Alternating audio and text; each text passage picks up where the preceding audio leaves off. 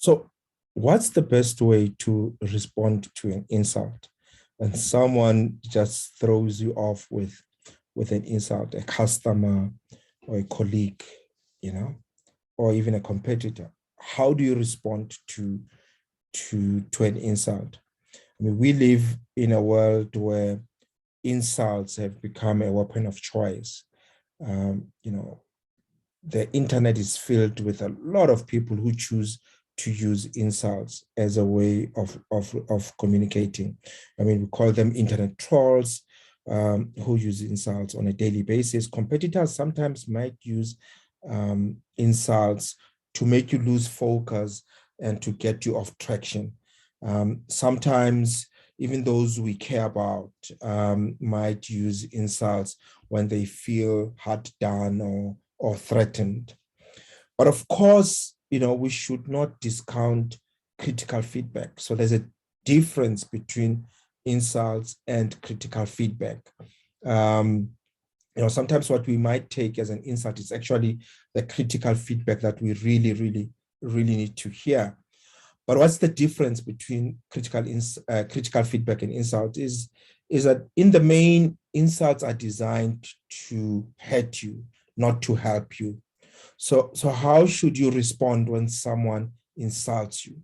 There's a remarkable demonstration that teaches you how to respond effectively to an insult, and it features the most unlikeliest source, the famous Apple co-founder Steve Jobs.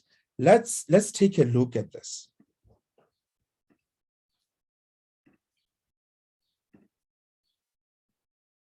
Yes. Mr. Jobs, you're a bright and influential man. Here it comes. It's sad and clear that on several counts you've discussed, you don't know what you're talking about. I would like, for example, for you to express in clear terms how, say, Java, in any of its incarnations, addresses the ideas embodied in OpenDoc. And when you're finished with that, perhaps you could tell us what you personally have been doing for the last 7 years.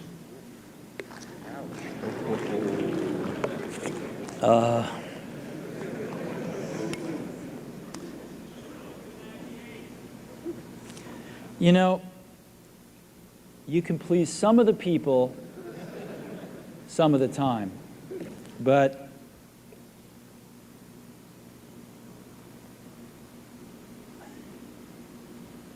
one of the hardest things when you're trying to affect change is that people like this gentleman are right in some areas. I'm sure that there are some things OpenDoc does, probably even more that I'm not familiar with, that nothing else out there does. And I'm sure that you can make some demos, maybe a small commercial app that demonstrates those things. The hardest thing is, how does that fit in to a cohesive, larger vision that's going to allow you to sell $8 billion, $10 billion of product a year? And one of the things I've always found is that you've got to start with the customer experience and work backwards to the technology. You can't start with the technology and try to figure out where you're going to try to sell it. And I've made this mistake probably more than anybody else in this room. And I've got the scar tissue to prove it. And I know that it's the case.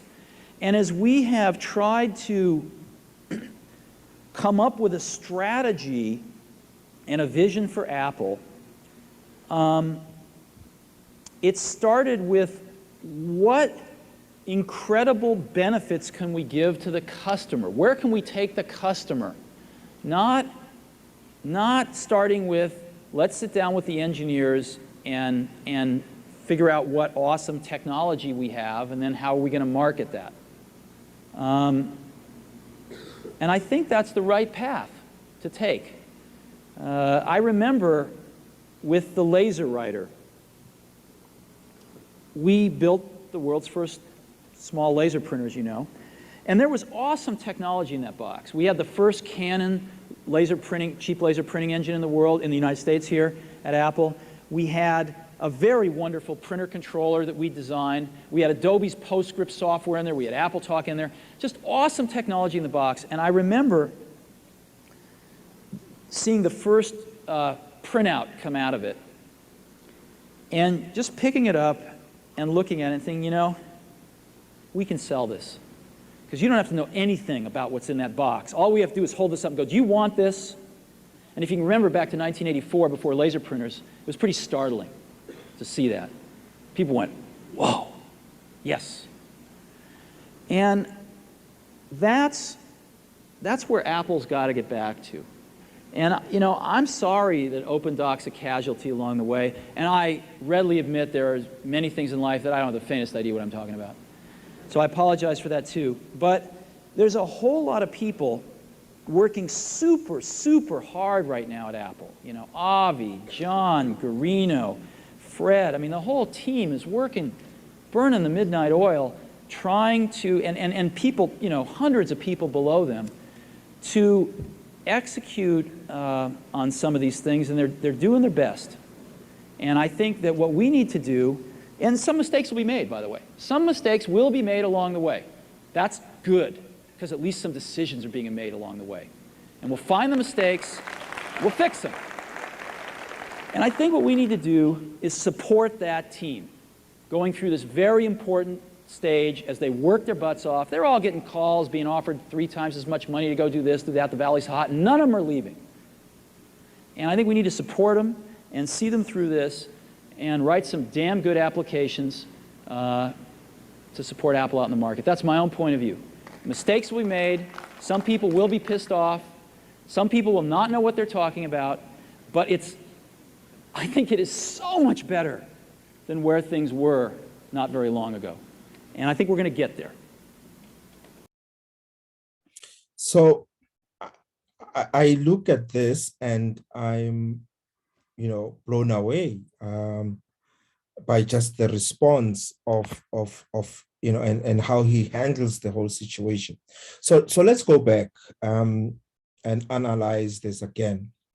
In 1997, Steve Jobs had just returned to Apple, the company that he and Steve Wozniak founded about a decade before before he returned. So he was answering questions for developers at Apple's Worldwide Developers Conference when one of the audience members took a shot at him. So, you know, and the audience member, he says, "Mr. Jobs, you are a bright and influential man," he begins. And Steve responds by saying, "Here it comes," you know, and the audience chuckle. And then the famous insult. It's said and clear that on several counts you have discussed, you don't know what you're talking about. I would like, for example, for you to express in clear terms, say Java and any of its incarnations addresses the ideas embodied in OpenDoc. And when you are finished with that, perhaps you can tell us what you personally have been doing for the last 7 years. Ouch, right? You know, any ordinary person would have responded, you know, with an insult, would have responded back with an insult. Who do you think you are? You know who I am. I built this. You know, for most of us, a public attack in front of a room full of people would really leave us, you know, very upset. But Steve Jobs' response is a perfect demonstration of what to do in that situation. So here are some of the highlights of the lessons that I've, you know, taken from this. So he takes a pause. So after the gentleman has said, you know, and when you are done, explain to us what you are up to in the past 7 years. And the room started going, woo. And Steve, you know, he takes a pause and he thinks deeply for for what might look like eternity, but for some few seconds. So the first thing he does is, probably one of the hardest things for a lot of people to do under those circumstances. He takes a pause and he sits in silence and he thinks. Often when we get insulted, we want to respond immediately because our blood boils and we want to respond immediately.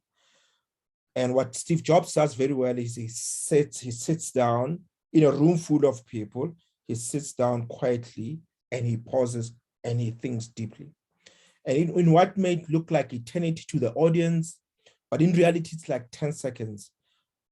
Jobs takes a sip of the water and he reflects both on the criticism and the question that is being asked. And he says, you may please some of the people, some of the times, but, and then he takes another pause. And probably he's thinking, maybe not a good start. Let me go back. So he pauses again, and this time for about 8 seconds.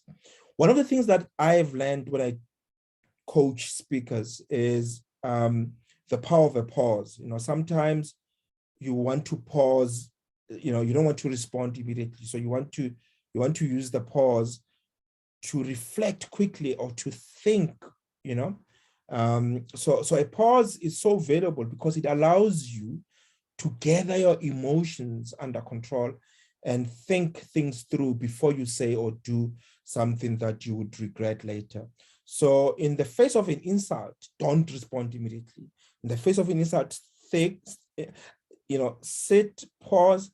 And that's why sometimes they say, if you feel offended or if you feel you're going to be upset, count to 10 or drink water or take a walk, get a breather and then come back.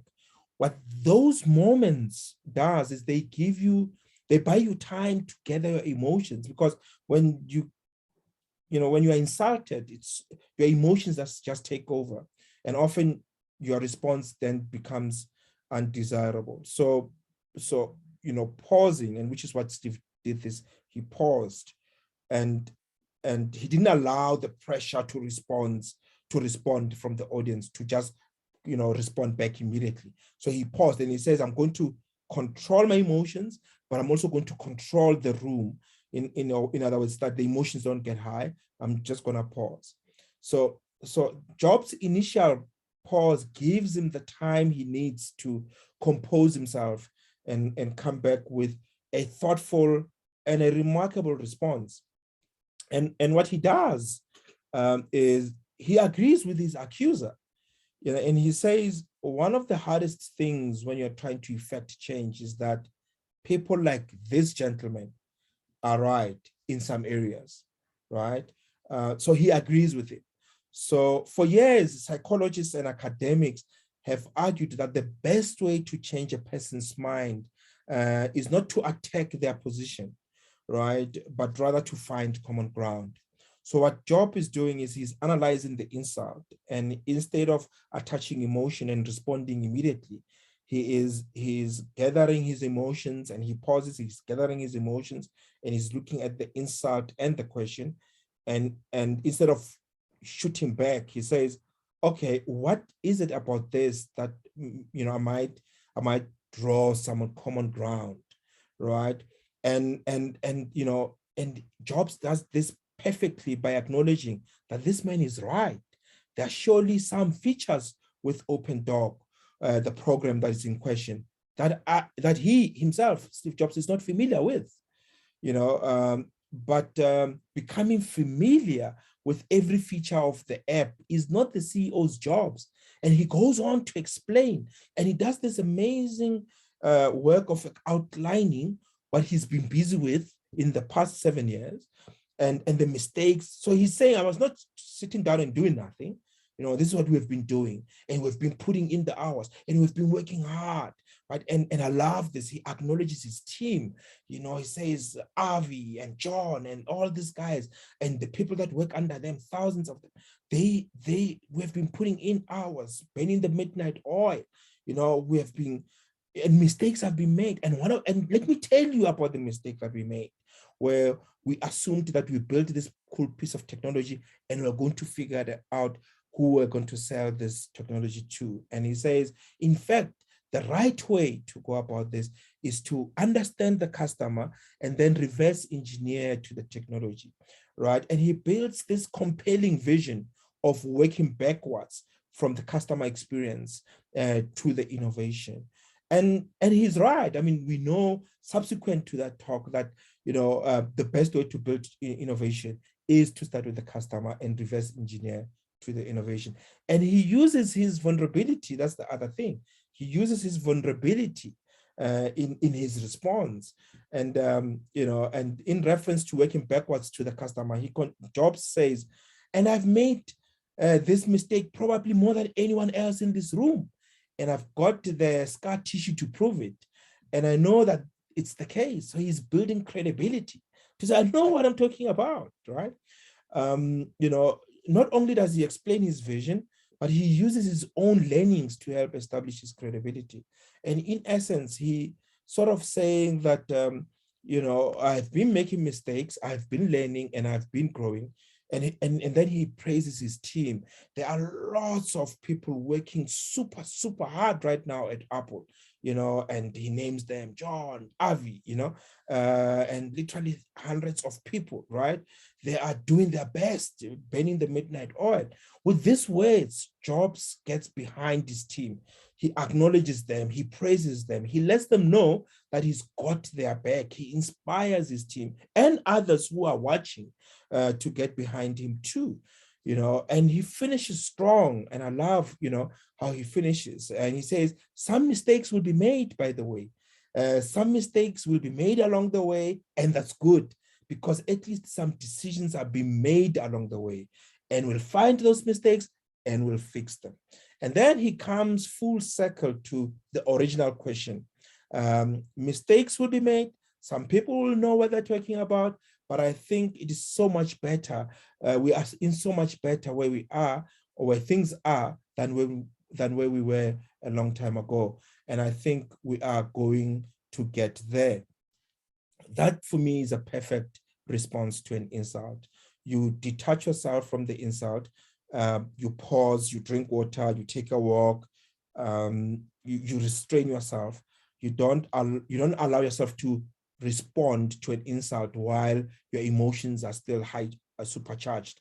What you then need to do is you need to calm down, and don't respond, and keep quiet, don't respond, and think your response through. And sometimes when you think your response through, you are, and you respond in a way that is thoughtful, that is mature, that is sober, you are even likely to get your detractor, the person who was insulting you, you are likely to win them on your side because they will see a much more matured response, a matured person, a person who's not emotional, but a person who thinks things through. So I hope this helps you in dealing with insults or with difficult customers.